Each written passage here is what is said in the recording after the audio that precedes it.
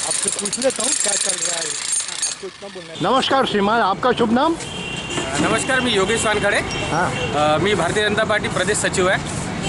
मी गुढीपाडव्याच्या 2 दिवसा अगोदर महानगरपालिकेला ह्या कामानिमित्त निवेदन दिलं होतं।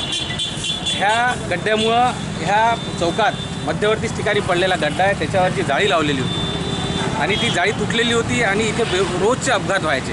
म्हणजे तुम्ही हे जिथे आजूबाजूला दुकानदार आहेत त्यांना विचारू शकता, घंटा 2 घंट्यात काही ना काही अपघात कोणी पडायचं किंवा बरेच जणांची इथे पाय तुटलेले, हात तुटलेला, जीवितहानी होत होती।